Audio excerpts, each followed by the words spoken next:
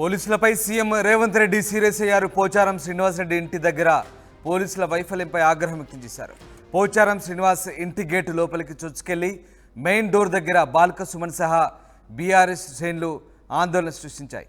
పదుల సంఖ్యలో పోచారం ఇంట్లోకి చొరబడ్డారు బీఆర్ఎస్ నేతలు.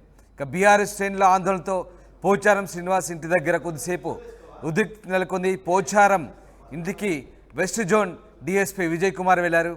బాల్క సుమన్ సహా బీఆర్ఎస్ నేతలు చొరబడిన తీరును ఆయన తెలుసుకున్నారు.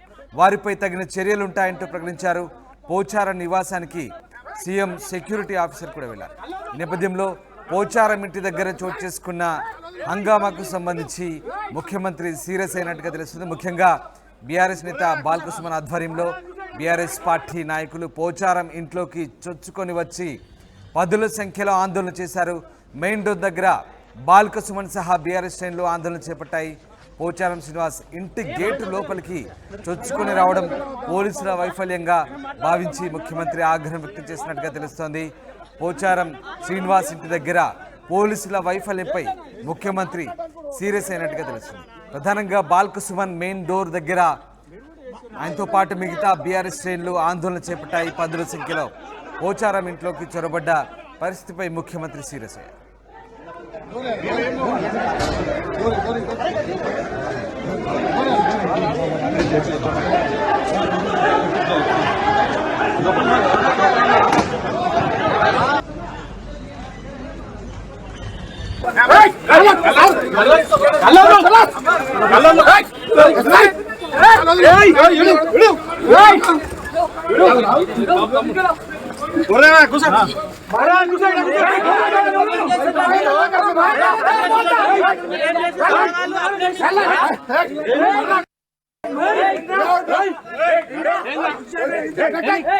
బీఆర్ఎస్ శ్రేణుల ఆందోళనతో పోచారం శ్రీనివాస్ రెడ్డి ఇంటి దగ్గర కొద్దిసేపు ఉద్రిక్తత నెలకొంది. పోచారం ఇంటికి వెళ్లారు west zone DSP Vijay Kumar.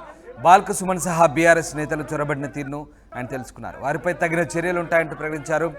ఇటు సీఎం సెక్యూరిటీ ఆఫీసర్ కూడా పోచారం నివాసానికి వెళ్లి పరిశీలించారు.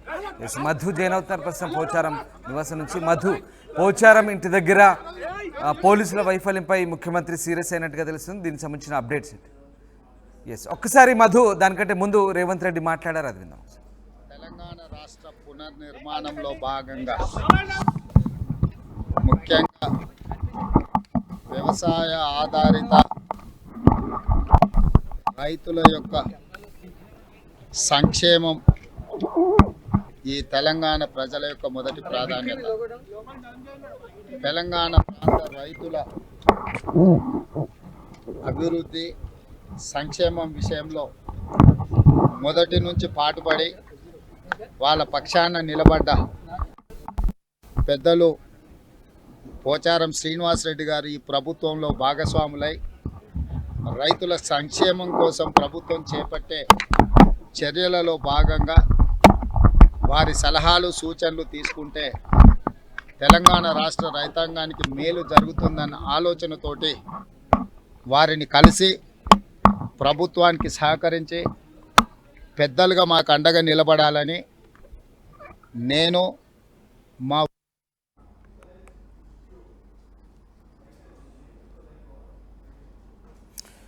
పోచారం ఇంటి దగ్గర నెలకొన్న గందరగోళ పరిస్థితిపై పోలీసులపై ముఖ్యమంత్రి సీరియస్ అయ్యారు. దీనిపై విచారించాలంటూ ఆయన ఆదేశించారు. మధు జైన్ అవుతున్నారు. మధు, పోచారం ఇంటి దగ్గర జరిగిన గొడవకు సంబంధించి ముఖ్యమంత్రి సీరియస్ అయినట్టుగా తెలుసు. దీనికి సంబంధించిన అప్డేట్స్ ఏంటి? ఎగ్జాక్ట్లీ ప్రస్తుతం మనం పోచారం శ్రీనివాస్ రెడ్డి ఇంటికి వెళ్ళేటువంటి మెయిన్ రోడ్ ఇది, ఎమ్మెల్యే కాలనీ. సో ఇక్కడ నుంచి ఈ ఏరియా అంతా కూడా పోలీసుల ఆధీనంలో ఉంది. భారీగా పోలీసు వాహనాలు, సీఎం కాన్వాయి, ఇక్కడ ఉన్నటువంటి సెక్యూరిటీకి సంబంధించినటువంటి పెట్రోలింగ్ వాహనాలు, ఆయనకు సంబంధించినటువంటి పైలట్ వాహనాలు, ఇవన్నీ ఈ ఏరియాలో ఉన్నారు. అక్కడ మీడియా ప్రతినిధులు చేరుకున్నారు. తర్వాత సీఎం సంబంధించిన సెక్యూరిటీ, తర్వాత లోపల పోచారం శ్రీనివాస్ రెడ్డికి సంబంధించినటువంటి కుటుంబ సభ్యులు, వీళ్ళు మాత్రమే ఉన్నారు. ఇట్లాంటి సిచ్యువేషన్లో భారీ భద్రత ఉండాల్సినటువంటి నేపథ్యంలో పోలీసుల వైఫల్యం చాలా భారీగా కనిపిస్తూ ఉంది. ఒక్కసారిగా అంత మెయిన్ రోడ్ నుంచి దాదాపు ఒక 300 మీటర్ల దూరం ఉంది. ఆ సెక్యూరిటీ పోలీసులు ఎక్కడైతే ఆపేస్తూ ఉన్నారో అందరినీ, సీఎం ఉన్నారని చెప్పేసి ఒక 300 మీటర్ల దూరం నుంచి ఇక్కడ వరకు బీఆర్ఎస్ పార్టీ శ్రేణులు వచ్చేసాయి. మనం చూస్తూ ఉన్నాం. ఒక్కసారిగా లోపలికి గేటు తోసుకొని లోపలికి వెళ్ళినటువంటి సిచ్యువేషన్ ఉంది. సీఎం లోపల ఉన్నటువంటి నేపథ్యంలో అంత భద్రతా వైఫల్యం చాలా స్పష్టంగా కనపడింది ఇక్కడ. ఎందుకంటే బీఆర్ఎస్ పార్టీ శ్రేణులు బాల్కృష్ణ, దుద్దిమెట్ల బాలరాజు యాదవ్, తర్వాత గెల్లు శ్రీనివాస్ యాదవ్, ఈ టీం అంతా కూడా ఒక్కసారిగా చొచ్చుకొచ్చారు లోపల వరకు. గేటు ఇక్కడ పోలీసు భద్రత ఉంది. ఇక్కడ ఉన్నప్పటికీ కూడా ఇటు నుంచి మెయిన్గా మనకు కనిపిస్తున్న డోర్ ఉందో, మెయిన్ డోర్ జస్ట్ ఇక్కడ నుంచి 20 మీటర్స్ దూరం మాత్రమే ఉంది. 20 మీటర్స్ దూరం ఈ మెయిన్ గేట్ నుంచి ఈ మెయిన్ డోర్ వరకు కూడా పోలీసులు ఇక్కడికి రీచ్ అయినటువంటి సిచ్యువేషన్. పోలీసులు వచ్చే కంటే ముందే బాల్కా సుమన్, బీఆర్ఎస్ పార్టీ శ్రేణులు మెయిన్ డోర్ వరకు రీచ్ అయ్యారు. రీచ్ అయిన తర్వాత పోలీసులు వెంటనే అరెస్ట్ చేశారు. వారిని ఇక్కడ నుంచి తీసుకెళ్లే ప్రయత్నం చేశారు. అరెస్ట్ చేసి బంజారాహిల్స్ పోలీస్ స్టేషన్కి తరలించారు. సీసీటీవీ కెమెరా ఫుటేజ్ను పరిశీలించడానికి పోలీసు ఉన్నతాధికారులు కొద్దిసేపు ఇక్కడ ఉన్నటువంటి వారితో మాట్లాడారు. సో దీన్ని సీఎం సెక్యూరిటీ బ్రీచ్గా దీన్ని అభివర్ణిస్తూ ఉన్నారు. మొట్టమొదటిసారిగా తెలంగాణలో కాంగ్రెస్ అధికారంలోకి వచ్చిన తర్వాత, రేవంత్ రెడ్డి ముఖ్యమంత్రి అయిన తర్వాత మొట్టమొదటిసారిగా ఇంత పెద్ద ఎత్తున రీతిలో కేవలం కొన్ని అడుగుల దూరం వరకు ఆందోళనకారులు లోపల వరకు వెళ్ళేటువంటి సిచ్యువేషన్ పోచారం శ్రీనివాసరెడ్డి ఇంటి నివాసం వద్ద ఉంది. ఈ పోలీసుల వైఫల్యంగా ప్రస్తుతం అధికారులు ఉన్నతాధికారులు భావిస్తూ ఉన్నారు. వారందరిపైన కఠినమైనటువంటి సెక్షన్లు నమోదు చేయడానికి పోలీసులు సిద్ధమవుతా ఉన్నారు. వీడియోలను వెతికేటువంటి పనిలో ఉన్నారు. సీసీటీవీ ఫుటేజ్లు కానీ మిగతా మీడియా ప్రతినిధుల దగ్గర ఉన్నటువంటి వీడియోలను వాళ్ళు తీసుకునే ప్రయత్నం చేస్తూ ఉన్నారు. లైవ్ ఫుటేజ్లను పరిశీలిస్తూ ఉన్నారు. ఇక్కడ ఉన్నటువంటి వారంతా కూడా మీడియా ప్రతినిధులు మొత్తం లైవ్ కవరేజ్ ఇచ్చారు. ఆ లైవ్ కవరేజ్కి సంబంధించి తెలుసుకునే ప్రయత్నం చేస్తూ ఉన్నారు. ఫస్ట్ టైం ఒక ముఖ్యమంత్రి లోపల చర్చలో ఉన్నటువంటి నేపథ్యంలో డైరెక్ట్గా లోపల వరకు వెళ్ళి ఆందోళనకారులు అక్కడ వరకు నిరసన తెలిపినటువంటి సిచ్యువేషన్ ఏర్పడడంతో దీనిపైన సీరియస్గా ఉన్నట్టుగా తెలుస్తూ ఉంది పోలీసు ఉన్నతాధికారులంతా కూడా. ఎందుకంటే కేవలం ఆందోళనకారులు లోపలికి వెళ్ళారు, ఇంకా ఇతరత్రకు సంబంధించిన సంఘటనలు ఉంటే ఏంటి సిచ్యువేషన్ అనేటువంటిది కనురెప్ప మూసే లోపల ఉన్నారు బీఆర్ఎస్ పార్టీకి సంబంధించిన ఆందోళనకారులంతా కూడా. చాలా భారీ ఎత్తున వచ్చారు.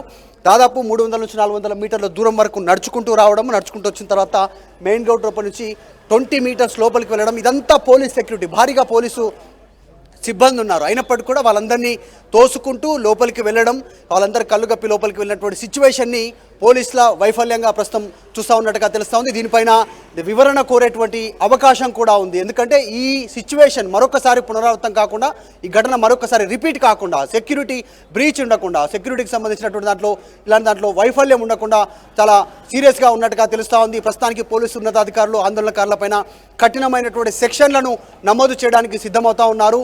ఎందుకంటే సీఎం సెక్యూరిటీని, సీఎం ఎక్కడైతే సీఎం పర్యటన ఉంటుందో దాదాపు ఏరియా అంతా కూడా పోలీసుల ఆధీనంలో ఉంటుంది. ఆ ఏరియా అంతా కూడా మిగతా వారిని అలో చేయరు. మీడియా ప్రతినిధులు కూడా ఇక్కడ ఐడి కార్డ్స్ చూసిన తర్వాత లోపలికి అలో చేశారు. అలాంటి సంఘటన ఉన్నటువంటి నేపథ్యంలో బీఆర్ఎస్ పార్టీ ఆందోళనకారులు అంత లోపలికి గేట్ తోసుకొని లోపలికి వెళ్ళేటువంటి సిచ్యువేషన్ గల కారణాలు ఏంటి అనేటువంటి దానిపైన దృష్టి పెడుతున్నట్టుగా తెలుస్తోంది. వారందరినీ వివరణ కనిపిస్తూ ఉంది. సో తర్వాత మాట్లాడిన తర్వాత ముఖ్యమంత్రి ఇక్కడ మాట్లాడారు, వెళ్ళిపోయారు. ఈ ఘటన జరిగిన తర్వాత వారు అరెస్ట్ తర్వాత దీనిపైన ప్రభుత్వం చాలా సీరియస్గా ఉన్నట్టుగా ప్రస్తుతం చర్చ కొనసాగుతూ ఉంది. Right, yes, thanks for the update Madhu. మొత్తం మీద బాల్క సుమన్ సహా బీఆర్ఎస్ నేతలు చొరబడిన తీరును డీఎస్పీ విజయ్ కుమార్ తెలుసుకున్నారు.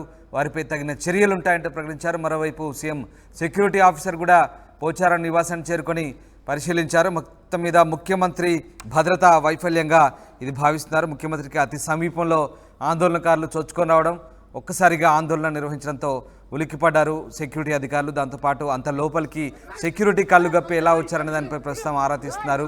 ఇక పూర్తి స్థాయిలో సీసీటీవీ ఫుటేజ్ కూడా పరిశీలిస్తున్నారు. వీలైనన్ని సెక్షన్ల కింద దీనిపై కేసులు నమోదు చేసే అవకాశం అని తెలుస్తుంది. ఇక ప్రస్తుతానికి అరెస్ట్ చేసిన బీఆర్ఎస్ నేతల్ని బంజారాహిల్స్ పోలీస్ స్టేషన్కి తరలించారు. బాల్కసుమన్ స్పందించారు. చూద్దాం. మా పార్టీ గుర్తు మీద గెలిచిన ఎమ్మెల్యేలు బలవంతంగా కాంగ్రెస్ లోకి తీసుకొని పోవడానికి ముఖ్యమంత్రి రేవంత్ రెడ్డి వచ్చిండు. పరిపాలన మీద ఆయనకు శ్రద్ధ లేదు. ఎమ్మెల్యేల కొనుగోలు మీద, ఎమ్మెల్సీల కొనుగోలు మీద ముఖ్యమంత్రికి శ్రద్ధ ఉంది. ఇది దుర్మార్గం. రాష్ట్ర ప్రజలు దీన్ని అంతా గమనిస్తున్నారు. ప్రజాస్వామ్యాన్ని కూడి చేస్తుంది.